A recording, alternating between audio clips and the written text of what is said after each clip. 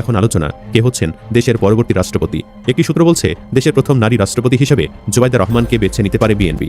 আবার ডক্টর ইউনূসের নামও জোরালোভাবে আলোচনায় রয়েছে। আসলে কি জুবাইদা রাষ্ট্রপতি হচ্ছেন? ডক্টর ইউনূসেরই বা সম্ভাবনা কতখানি? চুপ্পুকে দ্রুত গ্রেপ্তার করতে হবে। আমরা কিন্তু চুপ্পুর পদত্যাগ অনেক আগেই বলে আসছিলাম। তো গাদা যখন পানি খায় জলগুলা করে খায়, তো বিএনপি হলো চুপ্পুর ইস্যুতে হলো গাদা সুলভ আচরণ করছে, অর্থাৎ জলগুলা করে পানি খেয়েছে। বাংলাদেশের রাষ্ট্রপতি মোহাম্মদ শাহাবুদ্দিন চুপ্পু পদত্যাগ করেছেন, কিন্তু তার এই পদত্যাগের মধ্যে জামাত ইসলামের একটা চমৎকার অর্জন আছে। পদত্যাগ পত্রের ভিতরেই জামাতের একটা অ্যাচিভমেন্ট আছে। এই ঘটনা ডেফিনেটলি জামাত পর্দার অন্তরালে দরকার শিকারে ঘটিয়েছে। It's very significant. At the same time whatever happen বা so far whatever happen, Jamaat এনসিপির উচিত এখন রাজপথে নামা এবং জুলাই যোদ্ধা, জুলাই শহীদ পরিবার বা জুলাই ভিত্তিক যেসব সংগঠন আছে তারা এই মুহূর্তে রাষ্ট্রপতি চুপ্পুর গ্রেপ্তারের দাবিতে রাজপথে নামতে পারেন। 23তম রাষ্ট্রপতি হবেন যিনি, উনি একজন নারী। বাংলাদেশে আমরা নারী প্রধানমন্ত্রী পেয়েছি দুটো। বাংলাদেশের প্রথম প্রধানমন্ত্রী হিসেবে পেলাম তারেক রহমানকে পুরুষ প্রধানমন্ত্রী। এর আগে বঙ্গবন্ধু শেখ মুজিবুর রহমান অল্প সময়ের জন্য ছিলেন। এরপরে বেসিক্যালি বাংলাদেশের প্রধানমন্ত্রী পুরুষ প্রধানমন্ত্রী তারেক রহমান প্রথম। ঠিক তেমনি বাংলাদেশের প্রথম কোনো নারী প্রেসিডেন্ট হতে যাচ্ছে। তারেক রহমান মনে করেছিলেন যে প্রেসিডেন্ট শাহাবুদ্দিন চুপ্পু এবং সেনাপ্রধান ওয়াকারুজ্জামান তারা যদি সরে যায় তাহলে কিন্তু বিএনপির ক্ষমতায় আসতে অসুবিধা হতে পারে, এবং এই কারণেই ডক্টর ইউনূস চেয়েছিলেন ওয়াকারুজ্জামানকে বিদায় করতে, তারপরে চুপ্পুকে বিদায় করতে। কিন্তু বিএনপি বাধা হয়ে তো দাঁড়িয়েছিল, একদম ঢাল হয়ে দাঁড়িয়েছিল রক্ষা করার জন্য, যে না, এই সেনাপ্রধান, এই রাষ্ট্রপতি, এদেরকে সরানো যাবে না। অবশেষে পদত্যাগ করেছেন দেশটির কেন্দ্রীয় শিক্ষামন্ত্রী ধর্মেন্দ্র প্রধান। প্রধানমন্ত্রী নরেন্দ্র মোদীর কাছে তিনি পদত্যাগপত্র পাঠিয়েছেন বলে জানিয়েছেন এনডিটিভি। এদেশ এবং ওদেশ, বাংলাদেশ এবং ইন্ডিয়া বা ভারত, এই দুই দেশের মধ্যে নতুন একটা উত্তেজনা, নতুন একটা খেলা শুরু হয়ে গেছে। অবশেষে খেলায় বিজয়ের পথে আমরাই। কিন্তু বাংলাদেশ থেকে রাষ্ট্রপতি Shahabuddin Chuppu out, already out, গতকাল শুক্রবারে আউট হয়ে গিয়েছে। এখন কথা হলো কে হবে এই নতুন রাষ্ট্রপতি। অনেকের নাম সামনে আসতেছে ভাই, তবে শোনা যাচ্ছে এবারের রাষ্ট্রপতি হবে আমাদের বাংলাদেশের একজন মেয়ে মানুষ। দর্শক, সেই মেয়ে মানুষটা কে হতে পারে বলেন তো? এরকম শোনা যাচ্ছে যে সেই মেয়ে মানুষটা হলো জনাব তারেক রহমান সাহেবের স্ত্রী জুবাইদা রহমান। আসলেও কি তাই? আসলেও কি তাই তিনি হবে? আচ্ছা, দেখা যাক। আরেকজনের নাম এসেছে, তাকেও আপনারা খুব ভালো করেছেন, এবং সাধারণ জনগণের, আমি মনে করি অধিকাংশ জনগণের দাবি তাকেই করা হোক। আর তার নামটা হলো ডক্টর মোহাম্মদ ইউনূস, বাংলাদেশের সাবেক অন্তর্বর্তী সরকারের প্রধান উপদেষ্টা ছিলেন যিনি। এখন যদি আপনাদেরকে বলি, আচ্ছা, ডক্টর মোহাম্মদ ইউনূসকে যদি বাংলাদেশের রাষ্ট্রপতি করা হয় তাহলে কেমন হবে? আমার বিশ্বাস, আমার এই চ্যানেলের ভিতরে আপনারা যতগুলো সাবস্ক্রাইবার রয়েছেন, যতগুলো শুভাকাঙ্ক্ষী রয়েছেন, 90% মানুষ আপনারা ডক্টর ইউনূসের পক্ষে ভোট দিবেন যে হ্যাঁ, ডক্টর ইউনূসকে রাষ্ট্রপতি করলে ভালো হবে। এটা আমার বিশ্বাস। কেননা ডক্টর ইউনূসের গোটা বিশ্বের বড় বড় রাষ্ট্রের সাথে, শক্তিধর ক্ষমতাসীন রাষ্ট্রের সাথে, রাষ্ট্রপ্রধানদের সাথে তার কিন্তু একটা ঘনিষ্ঠ সম্পর্ক রয়েছে। এখন বাংলাদেশের একটা রাষ্ট্রপতি বা প্রেসিডেন্ট যদি এরকম একজনকে দেওয়া যায় যার সাথে সম্পর্ক রয়েছে বিভিন্ন দেশের বড় বড় লিডারদের সাথে, তাহলে কিন্তু বাংলাদেশ খুব শীঘ্রই অতি দ্রুত উন্নত হওয়ার সম্ভাবনা অনেকটাই বেড়ে যায়। তো সেই দিক দিয়ে ধরতে গেলে ডক্টর মোহাম্মদ ইউনূসের সাথে গোটা বিশ্বের বিভিন্ন রাষ্ট্রের প্রভাবশালী দেশগুলোর সাথে বা প্রভাবশালী দেশগুলোর প্রধানমন্ত্রীদের সাথে তাদের কিন্তু একটা আলাদা সম্পর্ক রয়েছে। এখন সেই তুলনায় ডক্টর মোহাম্মদ ইউনূসকে যদি রাষ্ট্রপতি বানানো যায় তো আশা করা যায় বাংলাদেশের জন্য উন্নতি হবে।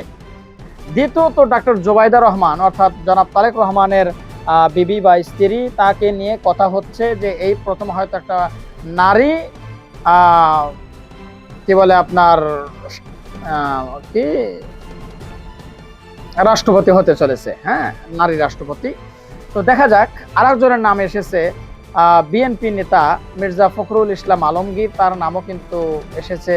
তো তার নামটা নিয়ে অত হইচই নেই, তবে হতেও পারে। তো আসলে আপনাদের কাছে কি মনে হয়, কে হতে পারে বাংলাদেশের নতুন রাষ্ট্রপতি? ডক্টর জুবাইদা রহমান, নাকি মির্জা ফখরুল ইসলাম আলমগীর, নাকি ডক্টর মোহাম্মদ ইউনূস? আর কে হলে ভালো হয় একটু কমেন্ট বক্সে জানাবেন। আসুন এবার আরেকটা বিষয়, আমাদের পাশের দেশের দাদা বাবুরা খুবই মহা মুশকিলে পড়েছে। নরেন্দ্র মোদীর ধুতি অলরেডি খুলে যাওয়ার উপক্রম হয়েছে। একের পর এক রাত্রেবেলা লাইভে এসে ছাত্রদেরকে বোঝানোর চেষ্টা করছে, কিন্তু ওই ককরোচ পার্টি কোনো কিছুতেই বুঝে আসছে না বা বোঝার চেষ্টা করছেই না। এই যে ধর্মেন্দ্র প্রধান, উনি হলো শিক্ষামন্ত্রী, অবশেষে কিন্তু ছাত্রদের জনতার চিরে চ্যাপ্টা হয়ে গেছে, অবশেষে পদত্যাগ করেছে। আপনারা আজকে দেখেছেন, হ্যাঁ, নরেন্দ্র মোদী দেখছে বাবুরে তুই যা, না হলে হাসিনার মতো পরিস্থিতি আমার হবে। কিন্তু জনগণ থামছেই না, কারণ উত্তপ্ত হয়ে উঠেছে এখন ভারতের রাজনীতি পাড়া। এখন শুধু ওই অল্প কিছু জায়গায় কিন্তু জেনজিদের বিক্ষোভ না, এখন ভারতের অনেক রাজ্যে মোদী বিরোধী আন্দোলন অলরেডি শুরু হয়ে গিয়েছে। তো নরেন্দ্র মোদী বারে বারে সামাল দেওয়ার চেষ্টা করলেও শিক্ষার্থীরা কিন্তু এটা মনের ভুলেও থামছে না, তারা কিন্তু অগ্রসর হয়ে যাচ্ছে। তবে হতে পারে বর্তমানে যে শেখ হাসিনার মতোই করুণ অবস্থা। এই যে জুলাই মাস যাচ্ছে না, আগস্টে কিন্তু আসতেছে 5ই আগস্ট, মনে আছে তো হাসিনার সেই পালানোর কথাগুলো? হ্যাঁ, মনে আছে তো? এরকম ঘটনা কিন্তু ঘটতেও পারে বা ভারতে এরকম পরিস্থিতি কিন্তু অলরেডি আমরা আন্দাজ করতে পারছি। তো যাই হোক দর্শক, কথা বাড়াবো না, আমরা আজকে বাংলাদেশের রাষ্ট্রপতির বিষয় নিয়ে আলোচনা করব বা বিশ্লেষকদের সাথে আলোচনা শুনবো যে আসলে বাংলাদেশের নতুন রাষ্ট্রপতি আসলে কে হতে চলেছে, কোনো মেয়ে মানুষ নাকি পুরুষ মানুষ। তো চলুন দর্শক, কথা না বাড়াই আমরা মূল নিউজে চলে যাব। তার আগে বলবো, যারা এখন পর্যন্ত আমাদের চ্যানেলটি সাবস্ক্রাইব করেন, প্রতিনিয়ত এই ধরনের আপডেট গরম গরম খবর পেতে চ্যানেলটি সাবস্ক্রাইব করবেন, যারা করেছেন ধন্যবাদ। চলুন একটা লাইক দিয়ে আমরা বিস্তারিত আলোচনায় চলে যাই। তারেক রহমান যে কারণেই হোক একটা ষড়যন্ত্রের ভয়ে খুব ভীত ছিলেন। তিনি মনে করতেন যে ডক্টর ইউনূসের আমলে তার কিছু উপদেষ্টা, বিশেষ করে আদিলুর রহমান এবং এই খলিলুর রহমান সহ আরো কিছু মানুষজন, বিশেষ করে পিনাকি ভট্টাচার্য সহ অনেকেই একটা বিপ্লবী সরকার গঠন করে নির্বাচনের পথ বন্ধ করে দিবে। এবং তারেক রহমান বুঝতে পেরেছিলেন যে একটা নির্বাচন না হলে তিনি ক্ষমতায় আসতে পারবেন না, কারণ তিনি তো লন্ডনে, এবং তিনি দেশে ফিরতেও পারবেন না। এই কারণে তিনি ফেসবুকে লিখেছিলেন যে আমার দেশে ফেরাটা আমার একক নিয়ন্ত্রণাধীন নয়। তো এই সমস্ত কারণেই তারেক রহমান মনে করেছিলেন যে প্রেসিডেন্ট শাহাবুদ্দিন চুপ্পু এবং সেনাপ্রধান ওয়াকারুজ্জামান তারা যদি সরে যায় তাহলে কিন্তু বিএনপির ক্ষমতায় আসতে অসুবিধা হতে পারে। এবং এই কারণেই ডক্টর ইউনূস চেয়েছিলেন ওয়াকারুজ্জামানকে বিদায় করতে, তারপরে চুপ্পুকে বিদায় করতে, কিন্তু বিএনপি বাধা হয়ে তো দাঁড়িয়েছিল, একদম ঢাল হয়ে দাঁড়িয়েছিল রক্ষা করার জন্য, যে না, এই সেনাপ্রধান, এই রাষ্ট্রপতি, এদেরকে সরানো যাবে না একদম। তো বিএনপি মনে করেছে যে এরা না থাকলে আমরা আসতে পারবো না। এমনকি তারেক রহমান বিভিন্ন জায়গায় বলেছে কথোপকথনে যে সংবিধানটাকে রক্ষা করা দরকার, তাহলেই আমরা ক্ষমতায় আসতে পারবো।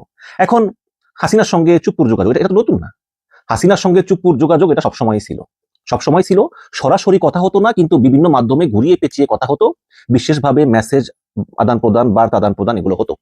এবং এই সমস্ত রিপোর্ট কিন্তু ইউনূসের আমলেও ইউনূসের কাছেও ছিল, এবং তারা বিএনপিকে বলেছেও যে দেখো, এই চুপ্পু এখনো হাসিনার সঙ্গে যোগাযোগ করে। কিন্তু বিএনপি বলে না, আমরা বিশ্বাস করি না, কারণ বিএনপির কথা হচ্ছে যে ক্ষমতায় আসা লাগবে। হ্যাঁ, ক্ষমতায় আসা লাগবে। এখন চুপ্পুকে যদি সরিয়ে ফেলে তাহলে এই ডিপ স্টেট, সেই ইউনূস সরকার, তারপরে তার কিছু উপদেষ্টা, তারপরে আমাদের সম্পাদক মাহমুদুর রহমান, তারপরে ওই যে এবি পার্টির ফুয়াদ টুয়াদেরা যদি একটা বিপ্লবী সরকার গঠন করে, তাহলে তো আর আমাদের ক্ষমতায় আসা হবে না। বিভিন্ন চিন্তা ভাবনা থেকে তারা বলে যে আমরা চুপ্পুর সঙ্গে আছি, কারণ চুপ্পুর সঙ্গে তো হাসিনা যোগাযোগ নতুন না, এটা বিএনপি জানতো। এখন বিএনপি ক্ষমতায় আসার পর বিএনপি মনে করেছিল কি যে না, চুপ্পু বোধহয় এবার ভালো হয়ে গিয়েছে। কিন্তু ভাই, কুকুরের ল্যাজ সোজা তো হয় না। উনি বিএনপি ক্ষমতা আসার পরে শাহাবুদ্দিন চুপ্পুর অবস্থা এমন যে উনি সম্রাট বাবর এই মাত্র ভারতবর্ষ জয় করে আইছেন। উনি কালের কণ্ঠ পত্রিকা ইন্টারভিউ দিল ওই কালের কণ্ঠের দালাল সাংবাদিক হায়দারের কাছে, এবং খুব দুঃখ ভরা আক্রান্ত হৃদয়ে যে ইউনূস আমারে বন্দী করে রাখছে, ইউনূস আমার প্রেস সেক্রেটারিদেরকে সরিয়ে দিছে, ইউনূস আমাকে কোথাও যাইতে দেয় নাই, ইউনূস আমাকে বিদেশ সফর করে অবহিত করে নাই, আরো নানা কিছু। কিন্তু ডক্টর ইউনূস সরকার কেন এই কাজ করেছে এই কারণে যাতে ষড়যন্ত্র বন্ধ করে রাখা যায়। দেখেন, ওনার জায়গায় রাষ্ট্রপতি আমি হলে কিন্তু আমি কোনো সমালোচনাই করতাম না, মুখ বন্ধ রাখতাম। কারণ রাষ্ট্রপতি হচ্ছে রাষ্ট্রের সর্বোচ্চ ব্যক্তি, তাকে এমন হুটহাট করে সাংবাদিকদেরকে ইন্টারভিউ দেওয়া, এই যে ওই ইউনূসের আমলে মানব জমিনের মতি ভাইকে বললো শেখ হাসিনা পদত্যাগ করেন নাই, তাহলে 5ই আগস্ট আপনি নিজে বলছেন শেখ হাসিনা পদত্যাগ করছে, তার মুখের এখনো রেকর্ড আছে, অডিও রেকর্ড। কাজে এই যে রাষ্ট্রপতি এখন এক কথা বলে তখন এক কথা বলে, তারপরে ইউনূস চলে যাওয়ার পরে চরম সমালোচনা, তারপরে তারেক রহমান একসময় চলে গেলে তার সমালোচনা, এখন তো পদত্যাগ করছে গতকালকে। এখন আপনি দেখেন যদি তাকে নির্বিঘ্নে বিদেশে যেতে দেওয়া হয়, দেখবেন বিদেশে গিয়ে আবার এই সরকারের বিরুদ্ধে নানা রকম সমালোচনা করবে। এবং রাষ্ট্রপতি হওয়ার জন্য যে একটা গাম্ভীর্যটা তো তার নাই। শেখ হাসিনা আমলে কি বলছে যে উনি আমাকে পায়ের ধুলা দেন নাই, আবার একটা অনুষ্ঠানে বলতেছে যে স্যার ঝড় উঠতেছে, বক্তব্য সংক্ষিপ্ত করেন। উনি বলছে কিসের ঝড়, ঝড় তো এখন আমি উঠাবো। তাহলে এই যে একটা রাষ্ট্রপতির গাম্ভীর্যশীল কথাবার্তা, এটা ওনার ভিতরে কখনোই ছিল না। উনি যার সঙ্গে মতে তার সঙ্গে দেখা করতেন, কথা বলতেন। কালকে দেখেন পদত্যাগ করছেন, ভালো কথা, পদত্যাগ করছে, এবং তিনি সাংবাদিকদেরকে ফোন দিয়েছেন যে আমি পদত্যাগ করছি, আমি এটা। অনেক সাংবাদিক তাকে ফোন দিয়েছেন, আবার তিনিও সাংবাদিকদেরকে ফোন দিয়েছেন, দিয়ে কথা বলেছেন। আবার এনসিপি তার বিচার দাবি করে। তিনি বলছেন আরে দূর ওসব ছাড়েন তো, এদেরকে উপদেষ্টা বানাইছি আমি, এদেরকে মন্ত্রী বানাইছি আমি, আবার মানে দরকার ছিল না তো এগুলোর। আপনি রাষ্ট্রপতি, আপনাকে বলছে বিএনপি পদত্যাগ করতে, আপনি পদত্যাগ করছেন, এত কিছু দরকার নেই। তো এই হচ্ছে গিয়ে এই রাষ্ট্রপতি চুপ্পু, যার অধ্যায় শেষ হলো গতকালকে। এবং এটা বিএনপির বুঝতে কিন্তু অনেক সময় লাগলো এই কারণে যে আসলে বিএনপি হয়তো বা বুঝতে পেরেছে, বাট চিন্তা করেছে যে একটু সময় নেই। বিশেষ করে লন্ডন সফরে যাওয়ার পর চুপ্পু মনে করেছিল যে এখন তো লন্ডনে আসছি, এখন তো আর বাংলাদেশের মতো যে খবরদারি নাই যে বাংলাদেশে ওই যে ফোনে আড়ি পাতা, কারণ লন্ডনের ফোনে তো আড়ি পাতা বাংলাদেশের কোনো গোয়েন্দা সংস্থার পক্ষে সম্ভব না। এই কারণে লন্ডনে এসে তিনি সরাসরি ভিডিও কলে কথা বলেছেন। এবং বাংলাদেশ সরকার কিন্তু অলরেডি লন্ডনে একাধিক গোয়েন্দা সংস্থা নিয়োগ করে রেখেছে, যারা লন্ডনের গোয়েন্দা সংস্থা তারা ভাড়ায় কাজ করে। পাশাপাশি আমাদের জুট অ্যালায়েন্স আমি তো আছি। তো এই সমস্ত করে নিশ্চিত হচ্ছে যে আসলে উনি শেখ হাসিনার সঙ্গে কথা বলেছেন। প্লাস শেখ হাসিনা ডিসেম্বরে দেশে ফেরার হুঙ্কার, প্রশাসনে সচিবালয়ে এরা সবাই তো শেখ হাসিনা লুটপাট করতো, এখন তো লুটপাট করতে পারে না ওই পর্যায়ে। এই কারণে সবাই খুবই সংক্ষুব্ধ। তারা গোপনে গোপনে সুযোগকে আছে, পুলিশ প্রশাসন, আমলা, সচিবালয় আছে তো এগুলা। এবং সরকারও দেখতেছে যে শেখ হাসিনা যখন বলতেছে ডিসেম্বরে আসবে, তখন বিভিন্ন সরকারি প্রতিষ্ঠানে একটা পরিবর্তন, একটা অস্থিরতা, তখনই সরকার নড়ে চড়ে বসে সিদ্ধান্ত নেয় যে না আর ওয়েট করা যায় না। আপনারা দেখবেন যে গত কয়েকদিন ধরে প্রায় অনেক পুলিশ সদস্যকে, এই সংখ্যাটা বোধহয় 1000-এর নিচে বা উপরে হবে, তাদেরকে বাধ্যতামূলক অবসর দিয়েছে। কারণ সরকার কোনো রিস্ক নিতে চায় না। সরকার মনে করতেছে যে প্রশাসনের প্রায় 90% মানুষই এখন মুখোশ পরে আছে। যদি কখনো শেখ হাসিনার কোনো সিচুয়েশন তৈরি হয় দেশে ফেরার, তাহলে এরা এদের আসল রূপ দেখিয়ে দেবে। সরকার ওই সুযোগ দিতে চায় না। এর পদক্ষেপ হিসাবে সরকার এই রাষ্ট্রপতি চুপ্পুকে সরিয়ে দিয়েছে। এখন বলতে পারেন যে টেলিফোন আলাপ তো হতেই পারে শেখ হাসিনার সঙ্গে, আগেও হয়েছে, এখনো হয়। এটা কি একমাত্র কারণ? এটা একমাত্র কারণ না।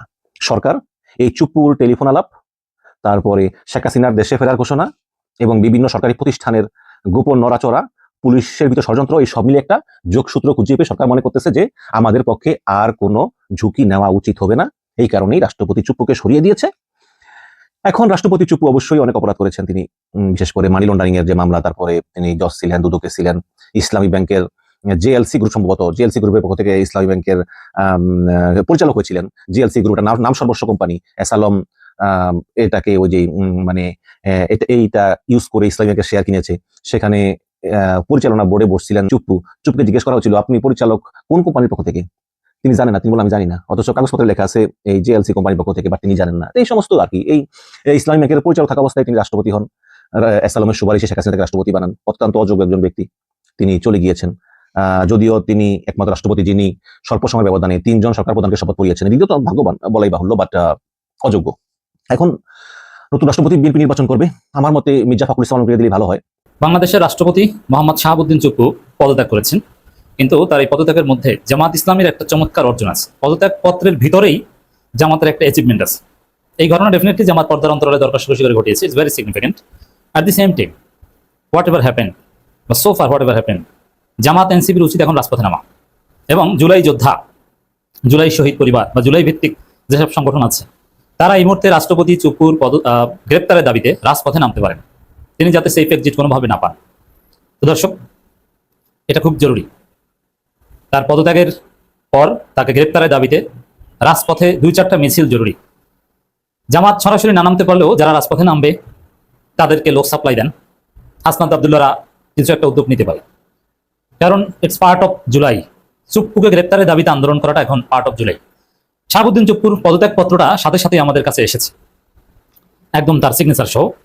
দর্শক, সেই পদত্যাগ পত্রে মজার কিছু ঘটনা আছে। তিনি কি লিখেছেন? পদত্যাগ পত্র কিন্তু নানানভাবে লেখা যায়, কিন্তু পদত্যাগ পত্রে তার সর্বশেষ, চুপ্পুর যে সর্বশেষ ক্ষমতা অফিসিয়াল, যেটা এই পদত্যাগ পত্র, এটার মধ্য দিয়ে বিএনপি সরকার ইউনূস সরকারের বৈধতা আদায় করে নিয়েছে এবং এর মধ্যে কিছু সিগনিফিকেন্স আছে, কিছু বার্তা আছে অতি সূক্ষ্ম। এবং জামাত ইসলামের একটা বৈধতা বা জামাত ইসলামের একটা অবদান, গণতন্ত্রে জামাতের ভূমিকা, এটাও এই পদত্যাগের মধ্য দিয়ে জামাতও আদায় করে নিয়েছে। মানে এই পদত্যাগপত্র যে একদম চুপ্পু নিজের মন মতো করে লিখেছেন তা না, সরকার যেটা দিয়ে দিয়েছে তিনি যা সাইন করেছেন হয়তো, এবং সরকার এখানে জামাতকেও একটু রেসপেক্ট করেছে, এটা অবশ্যই জানা দরকার। এখন জামাতকে রেসপেক্ট করেছে কি জন্য? বিএনপি কি জামাতকে ম্যানেজ করে চুপ্পুকে সেফ এক্সিট দিতে চায়, এই জন্য জামাতকে একটু খুশি করলো? এমনিতে স্ট্র্যাটেজিক্যালি এটা জামাতের বিজয়টা আগেই বলেছি, এটা প্রধানমন্ত্রী চীন সফরের একটা ফলাফল চুপ্পুর এই পদত্যাগ। এবং সর্বশেষ ইন্ডিয়ান সানা বাংলাদেশ থেকে বিদায় চুপ্পুর পদত্যাগের মধ্য দিয়ে, এতে ইন্ডিয়া আরেক দফা একটা হোঁচট খেলো এবং আওয়ামী মহলে নানান কান্নাকাটি। আওয়ামী লীগের লোকজন প্রত্যেক দিন কিন্তু অনলাইনে যথেষ্ট সরব থাকে, আমরা এগুলো বৃহত্তর সাথে গবেষণার সাথে খেয়াল করি। নবনীতা চৌধুরী আর অনেক সাংবাদিক আছে, ভারতের বিভিন্ন সাংবাদিকদের তারা লাইভে নিয়ে আসে, আনিস আলমগীর, গোলাম মোল্লা রনি, এরকম আরো পান্না, এরকম অনেকেই আছেন। প্রত্যেকে কান্নাকাটি পদত্যাগের খবর বা পদত্যাগ করবেন এই গুঞ্জন শুরু হওয়ার সাথে সাথে তারা এইভাবে কানতে কানতে কানতে কানতে হতাশায় মরবে। তাদের সর্বশেষ ভরসা ছিল যে চুপ্পু, খড়কুটো ধরে একটু বাঁচার। এখন চুপ্পু নাই। শেখ হাসিনা চুপ্পুকে নির্দেশ দিয়েছিল যে বিএনপির সাথে অভিনয় করে পদ আঁকড়ে ধরো, কিন্তু আর পালো না। চীন সফরের ফলাফলে ভারতপন্থী রাষ্ট্রপতির বিদায়, এটা এইভাবে রিড করা সবচেয়ে বেটার। তো দর্শক, রাষ্ট্রপতি গণপ্রজাতন্ত্রী বাংলাদেশ বঙ্গভবন ঢাকা, সেখানের একদম রাষ্ট্রপতির মনোগ্রামযুক্ত পদত্যাগপত্র বিসমিল্লাহির রহমানির রহিম উপরে লেখা। সম্মানিত স্পিকার, কারণ স্পিকারের কাছে পদত্যাগ করতে হয়। বাংলাদেশ জাতীয় সংসদ, শেরেবাংলানগর, ঢাকা। বিষয় রাষ্ট্রপতি পদ হতে পদত্যাগ। সেখানে শ্রদ্ধান্বেষু আসসালামু আলাইকুম, এটা আবার হাত দিয়ে লিখেছেন, টাইপের পর একটু অ্যাড করেছেন। মানে রাষ্ট্রপতির যে কলমের কালার, যে কালার দিয়ে তিনি সাধারণত সিগনেচার দিয়ে থাকেন, ওই কালারে লিখেছেন। তো দর্শক, আমি মোহাম্মদ শাহাবুদ্দিন গণপ্রজাতন্ত্রী বাংলাদেশের 22তম রাষ্ট্রপতি হিসেবে নির্বাচিত হয়ে 2023 খ্রিস্টাব্দ সনের 24 এপ্রিল রাষ্ট্রপতি হিসেবে শপথ গ্রহণ করি এবং অদ্যাবধি নিষ্ঠা, সততা ও সংবিধানের প্রতি পূর্ণ আনুগত্যের সঙ্গে দায়িত্ব পালন করছি। প্রসঙ্গত উল্লেখ্য যে গত 5 আগস্ট 2024 সনে ছাত্র জনতার গণঅভ্যুত্থানের মুখে তৎকালীন সরকারের পতনের পর দেশে গণতান্ত্রিক ও সাংবিধানিক সংকটের সৃষ্টি হয়। সাংবিধানিক সংকট থেকে উত্তরণের অভিপ্রায়ে সংবিধানের 106 নং অনুচ্ছেদের ক্ষমতা বলে আমি রাষ্ট্রপতি হিসেবে বাংলাদেশ সুপ্রিম কোর্টের আপিল বিভাগের মতামত কামনা করি। অতঃপর বাংলাদেশ সুপ্রিম কোর্টের আপিল বিভাগের পরামর্শক্রমে অন্তর্বর্তী সরকার গঠন করি। অন্তর্বর্তীকালীন সরকারের রাজনৈতিক দলগুলোর সঙ্গে পরামর্শ করে জাতীয় সংসদের সাধারণ নির্বাচন আয়োজন করে।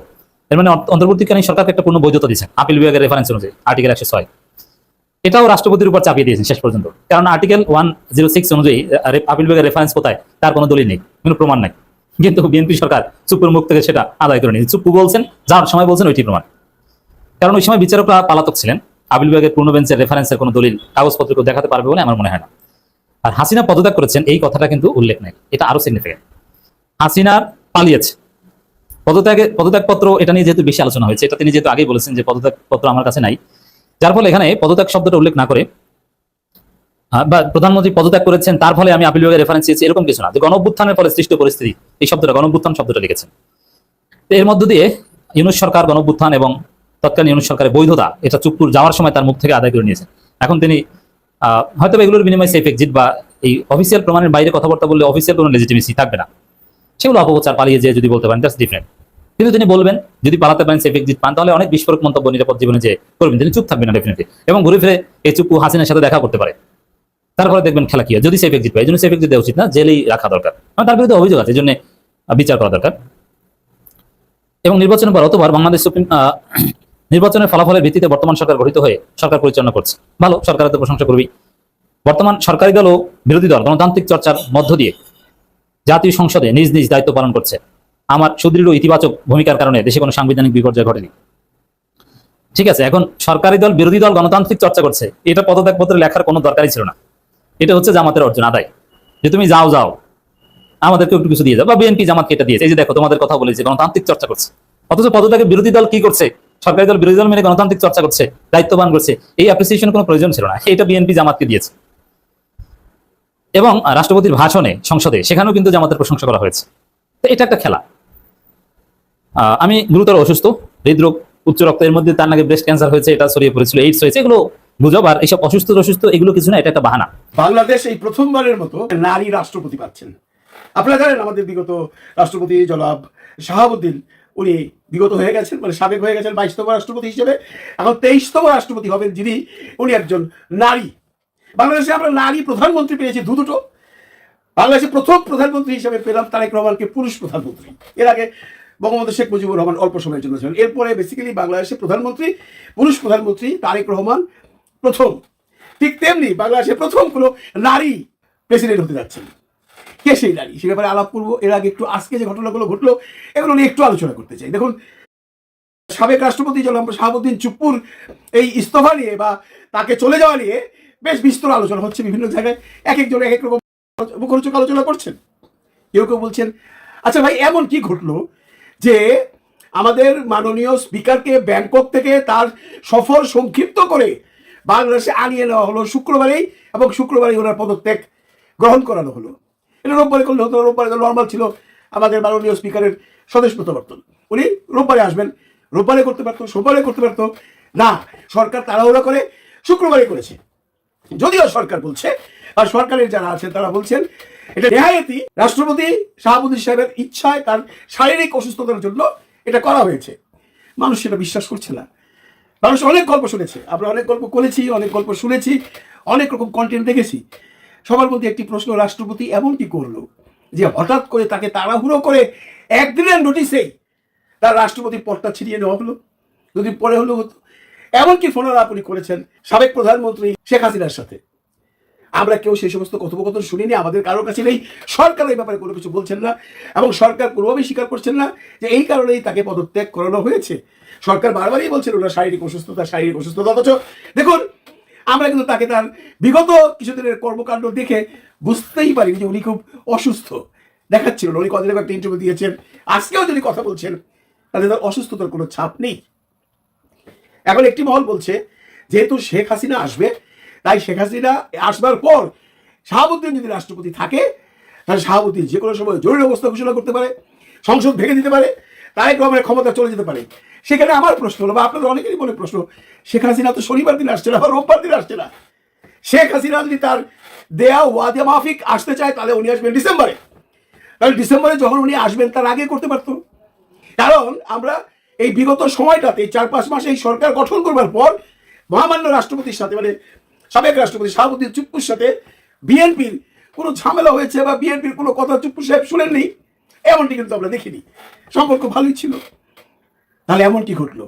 তাহলে কি এটাই সত্য যে কথোপকথনটা উনি করেছেন লন্ডন থেকে এটা ছিল ভয়াবহ, এটা ছিল মারাত্মক, এটা ছিল হুমকির ব্যাপার, যার জন্য এটা শুনবার পর সরকার একটি সেকেন্ডও ওয়েট করতে রাজি নয়।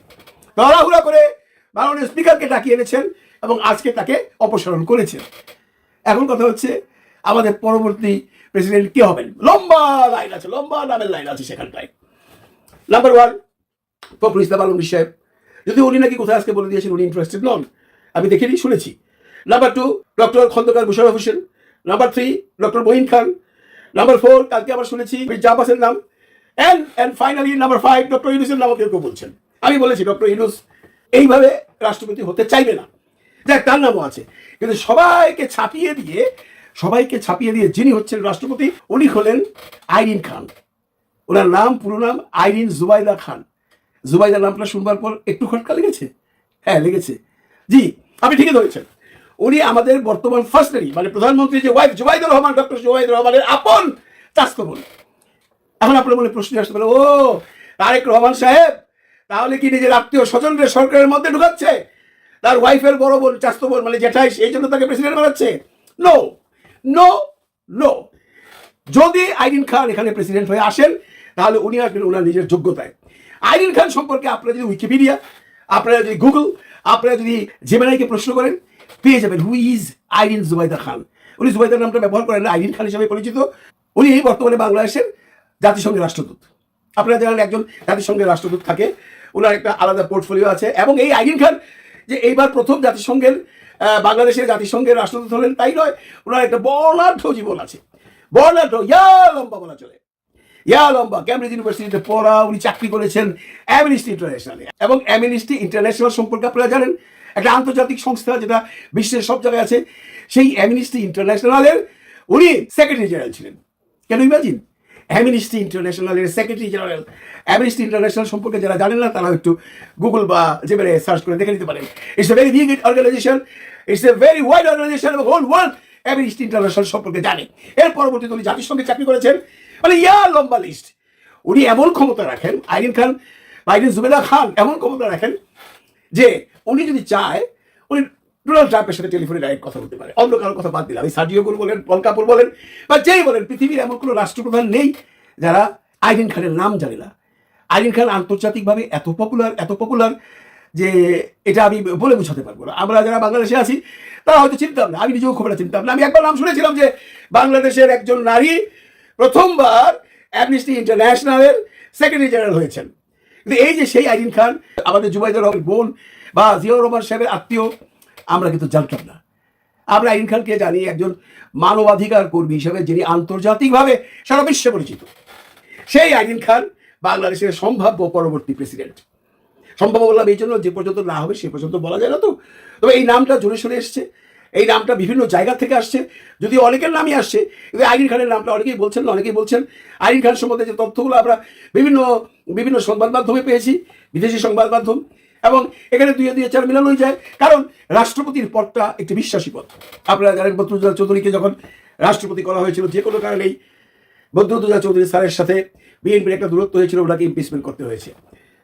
মানে রাষ্ট্রপতি হিসেবে শাহাবুদ্দিন সাহেবকে এখন পদত্যাগ করাতে হয়েছে। মানে রাষ্ট্রপতিকে নিয়ে বিএনপির সরকার যখন গঠিত হয়, প্রধানমন্ত্রী যখন রাষ্ট্রপতি সিলেকশন করেন, সেই ব্যাপারে বিএনপির ভাগ্যটা খুব একটা ভালো নয়। এর জন্যই উপযুক্ততা দেখে নিজের আত্মীয়র মধ্যে যদি উনি রাষ্ট্রপতি হিসেবে নিয়োগ দেন, তাহলে কোনো ভুল করবেন না। তার মূল কারণ হলো আইরিন খান তার ব্যক্তি পরিচয় এখানে আসেনি, সে তার কর্ম পরিচয় এখানে এসেছে। দর্শক, আশা করি পুরো ভিডিওটি আপনারা দেখেছেন। এবার অবশ্যই আপনাদের মূল্যবান মতামত ভিডিওর কমেন্ট বক্সে জানিয়ে দিন। পারলে ভিডিওটি শেয়ার করে সবাই দেখার সুযোগ করে দিন। আর আমাদের এই চ্যানেলে নতুন হলে সাবস্ক্রাইব করুন। যারা ইতিমধ্যে সাবস্ক্রাইব করেছেন সবাইকে ধন্যবাদ জানাই। আজকের মতো এখানে বিদায় নিচ্ছি, দেখা হচ্ছে নতুন কোনো ভিডিওতে। তো ভালো থাকবেন সবাই, আল্লাহ হাফেজ।